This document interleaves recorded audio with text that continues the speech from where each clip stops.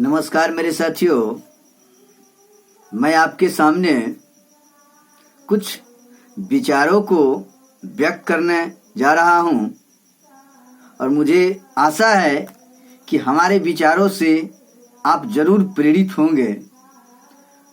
मेरा एक ही लक्ष्य रहता है कि सभ्यता और संस्कृति को चरम सीमा तक पहुंचाना, अपने विचारों के माध्यम से नए पीढ़ियों को आगाज करना। मुझे जाति पाति धर्म मजहब से कोई लगाव नहीं है। मैं स्वच्छंद विचारधारा का इंसान हूं और मैं जो भी विचार मेरे दिल में उभरता है वो आप सबों के बीच रखने का प्रयास करता हूं। मैं बहुत बारीकी से इस जमाने को देखा है, समझा है, परखा है और इस पर एनालिसिस भी किया है। आज के जो दौर है, इस दौर में इंसान को नहीं पहचान पा रहा है। इंसानियत क्या चीज होता है वो समझ से परे है। विचारों का सही से आदान प्रदान नहीं हो पाता है, ये कम्युनिकेट नहीं हो पाता है, जिसकी वजह से आज समाज में, आज देश में अराजकता चरम सीमा को छू रहा है। हमारे विचारों का कॉम्बिनेशन सही नहीं होने के कारण ही आज समाज में उथल पुथल हो रहा है। ये जब तक हम अपनी शिक्षा में चमत्कारी गुण को प्रवेश नहीं करेंगे, तब तक हमारे विचारों का तालमेल संभव नहीं है। सबसे बड़ी बात है आज समाज में अराजकता फैलने का, कि हर इंसान जो है अपने अपने क्षेत्र के अनुसार विचार को व्यक्त करता है और अपने क्षेत्र के अनुसार तमाम क्षेत्र को बनाना चाहता है, जिसके कारण हमारे सभ्यता और उनके सभ्यता में तालमेल नहीं खा रहा है। तो इन तालमेल को सही रूप देने के लिए और अपने संस्कृतियों को ऊपर तक ले जाने के लिए एक भाषा की जरूरत होती है, जो हमारे देश में उन भाषाओं की कमी है।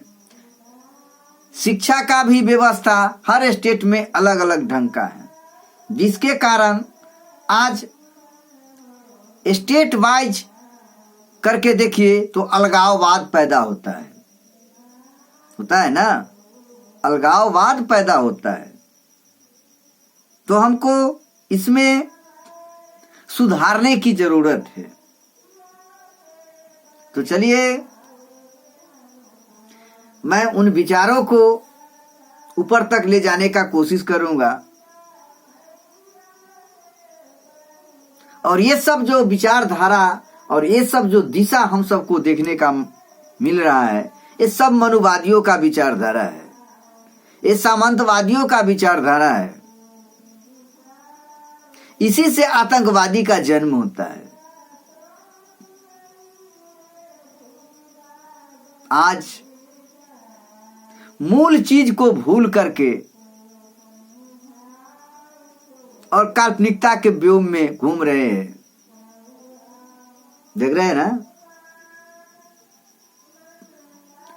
अनाज में भी बैकवर्ड फॉरवर्ड बांट दिया। देखते हैं, बैकवर्ड का जो अनाज था, पिछड़ा अनाज था, जिसको आप दलित कहते हैं, वो दलित साधारण नहीं था, वो दलित मूल था, वो प्रकृति से जुड़ा हुआ था, वो प्रकृति के मूल साक्षात्कार करके इस संसार में आया था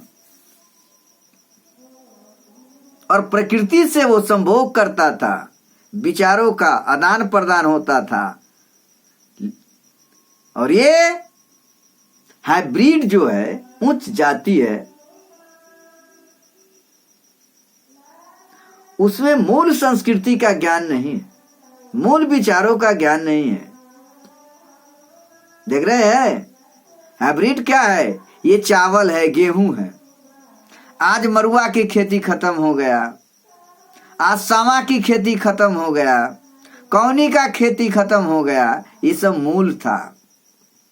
ये पानी हो अथवा नहीं हो, पानी आता था तो भी ये उपज जाता था। पानी नहीं आता था तो लाठी से छेद कर करके और उसको रोपा जाता था, प्लांटेशन किया जाता था। मरुआ को देखते थे ना, धान को कैसे रोपनी होता था? लाठी से उसमें गुब्बा मार करके तब जा करके प्लांटेशन होता था। लेकिन आज के दौर को देखिए ना, ये सब हाइब्रिड है। एक बार जिस बीज को आप उपयोग कर लेंगे वो दूसरा उससे आशा नहीं कर सकते हैं। तो उस हाइब्रिड को मत उपजने दीजिए जिससे हमारे मूल संस्कृति को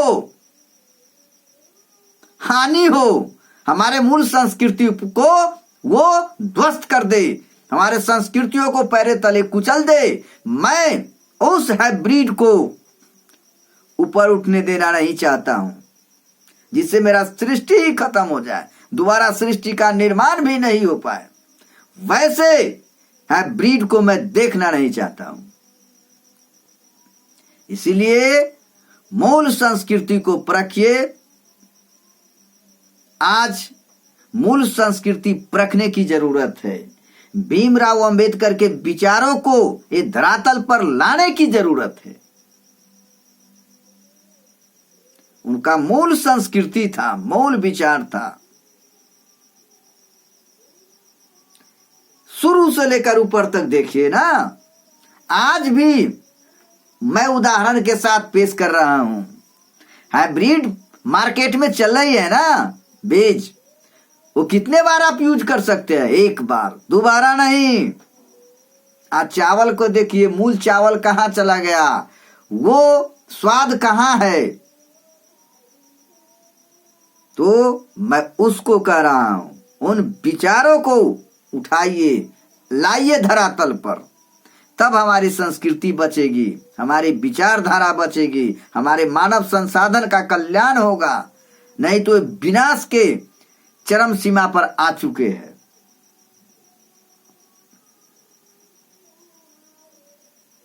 जिसको आप दलित कह रहे हैं, वो दलित नहीं था, वो सब वैज्ञानिक था, वो सब साइंटिस्ट थे। मेरा पुरखों का इतिहास देखिए ना, जिसको आप चमार कहते हैं, गंवार कहते हैं, वो चमड़ा का साइंटिस्ट था। एक पर एक चप्पल का निर्माण किया, एक पर एक चमड़ा का फैक्ट्री खुलवाया और तरह तरह के हमारे काम में जो जरूरत की चीज है वो उसको उपलब्ध करवाया। आज उसी का नया नया रूप आप देख रहे हैं। तो उस पुरखों को मत भूलिए, विचारों को ऊपर उठने दीजिए, इसको दबाने की कोशिश मत कीजिए। आज वो अनटचेबल हो गया, आज उसको हीन दृष्टि से देखा जा रहा है, मूल संस्कृति को हीन दृष्टि से पैरे तले कुचला जा रहा है और पश्चिमी संस्कृति को सर पर लेकर के घूम रहे हैं। चले गए वो दिन रोमांच का जाना बाकी है, इधर उधर तन संवर चुका है, मन का संवरना अभी बाकी है। उस मानसिकता को दबाइए, उस संस्कृति को पैरों तले कुचलिए जिन संस्कृतियों से हमारी मां बहनों का मान सम्मान लूटा जाए।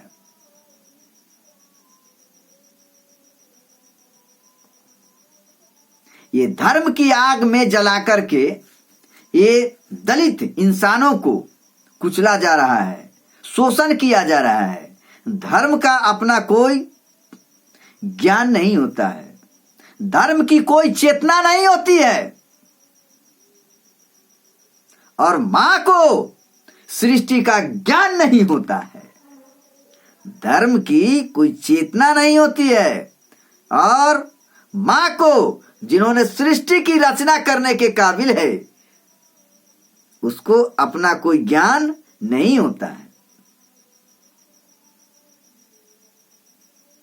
इसीलिए उस प्रकृति से जुड़िए, उस प्रकृति को यहां तक लाने की कोशिश कीजिए जिस प्रकृति में आप कलोल करेंगे, उस प्रकृति से संभोग करेंगे, अंतरात्मा की आवाज को वहां तक पहुंचाने की कोशिश करेंगे। डरिए नहीं, डरना नहीं है, जो वास्तविकता है उसे धरातल पर लाना है। ये हमारा जन्मसिद्ध अधिकार है। जीवन में कभी भी नहीं डरना चाहिए। जिस इंसान में 1% 1% भी डर रहा तो वो जीवन में कभी भी सही दिशा को संसार को नहीं दे सकता है। इस संसार को दिशा देने के लिए निडरता की जरूरत है, साहस की जरूरत है, आत्मविश्वास की जरूरत है।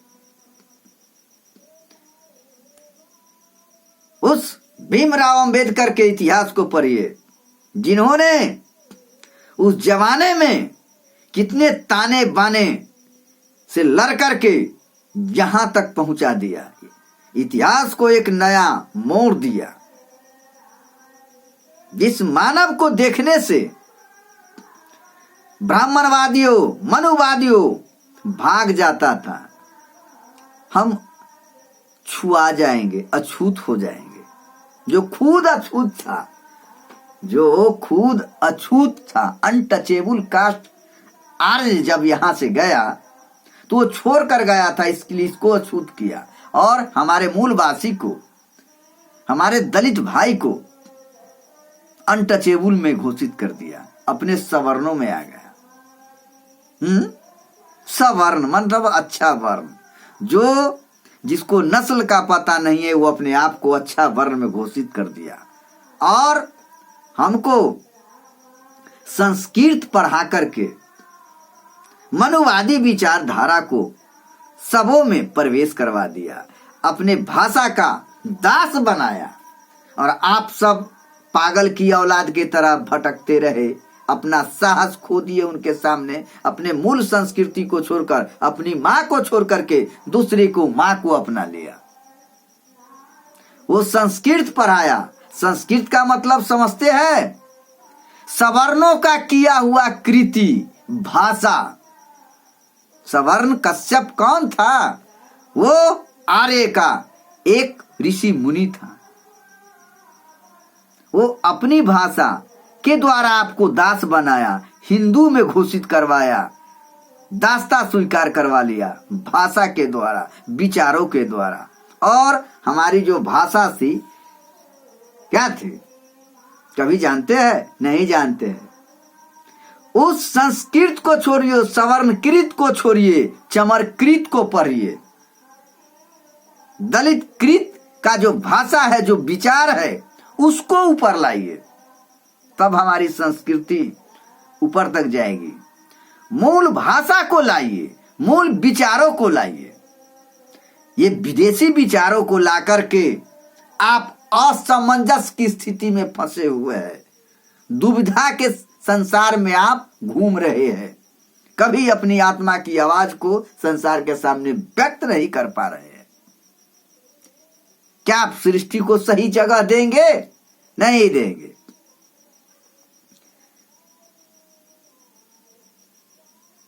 डर जाइएगा।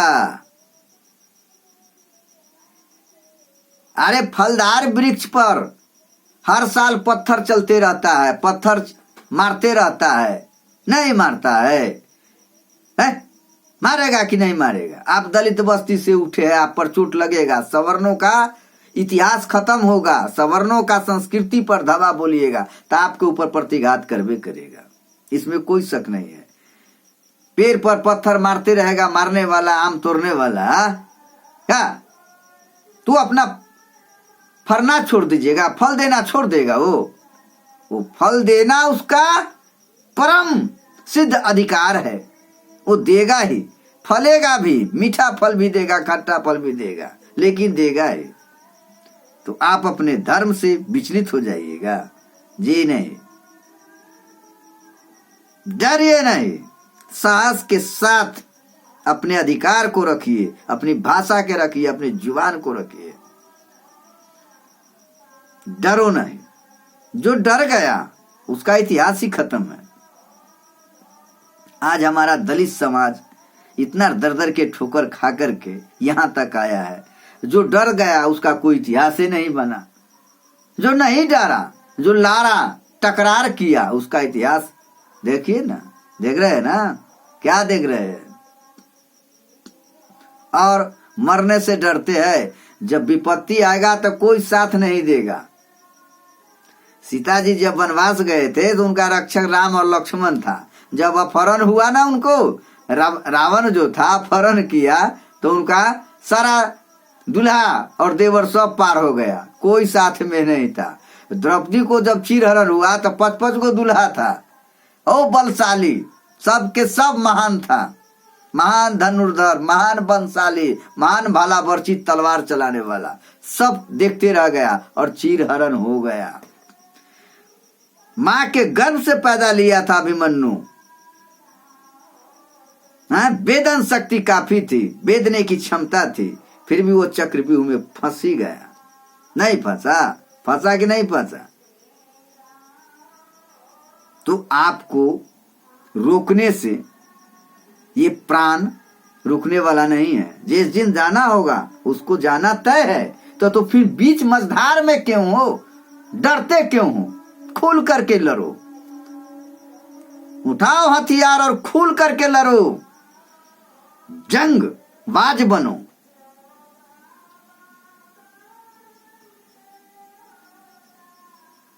मेरा कहने का उद्देश्य कुछ और है। लड़ो, बल के साथ लड़ो ना। आज ब्राह्मणवादी सोच रहा है कि हमारे ऊपर बहुत हावी हो चुका है, वो शहर बसा दिया, गांव बस्ती को खत्म करके शहर बसा दिया, और वो शांति खोजता है गांव वाला, जो शांति से हमको हर चीज मिले। तुम्ही ने तो शहर बसाया है और गांव खोजने के लिए चल दिया है। ये दिल में कुल्हाड़ी रखे हुए है और छांव खोज रहा है। दिल में कुल्हाड़ी रखे हुए है और वो छांव खोज रहा है। कभी उस पर मत विश्वास करना। ये सृष्टि को खराब करने का, बर्बाद करने का, ये सनातनी वो अपने आप को अधिकार पाल लिया है। ये करेगा अपने भोग विलास के लिए, वो तुम सबों को कुछ भी कर सकता है। उस पर विश्वास मत करना। क्या बेबे नहीं, ऊपर से नीचे तक देखो ना, हर जगह हर पोस्ट पर वही रहेगा, बड़े बड़े पोस्ट पर वही रहेगा। तुम सबको तो बेवकूफ बना रहा है। 110% आरक्षण तो वो ले रखा है और तुम सबको एक छोटा सा टिप्स मार करके खत्म कर दिया, बर्बाद कर रहा है। वही 5 किलो अनाज में, 10 किलो अनाज में कुत्तों बिलाई के तरह तुम्हारा जीवन को वो नारकीय बना रखा है। उसी पर आधारित तुमको कर दिया। एक प्रधानमंत्री आवास योजना दे करके, लैट्रिन रूम दे करके, यहीं तक तुम्हारा जीवन है। इसी में लटपटाए हुए रहे। मूल अधिकार वो रखेगा। वो जानता है कि दलितों को कैसे मूर्ख बनाया जाए। दलित को भोजन दे दो, वही काफी है। उससे ज्यादा उसको सोचने समझने का नॉलेज ही नहीं है। मदरसा में पढ़ करके, अरे बेवकूफ, मदरसा में पढ़ करके एपीजे अब्दुल कलाम साइंटिस्ट बना। मदरसा में खासियत तो था ही, तब ना महान साइंटिस्ट बना ना। ये मिसाइल मैन के नाम से पूरे विश्व में, पूरे वर्ल्ड में छा गया, मदरसा में पढ़ने वाला। और यही मनुवादी का बनाया हुआ विद्यालय, स्कूल, कॉलेज, आज भी स्कूल और कॉलेज मनुवादियों पर आधारित है। उसका करिकुलम को देखो ना, पाठ्यक्रम को देखो, सब मनुवादी पर आधारित है।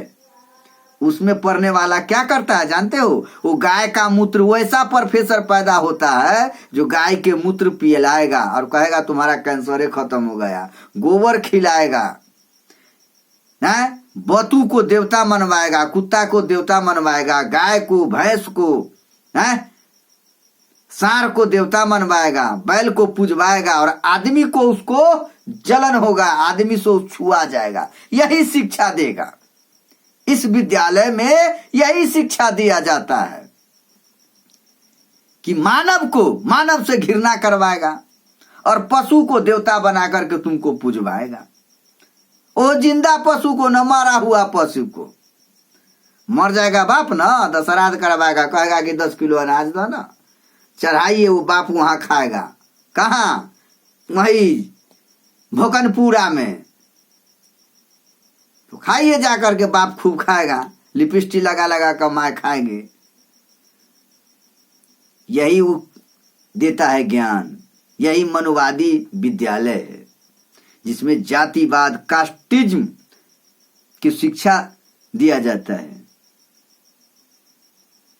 चलिए, मैं विशेष क्या बोलूं, अगले के लिए रहने दीजिए। विशेष ऊपर से फिर अगले के लिए हम बोलेंगे। जय हिंद, जय भारत।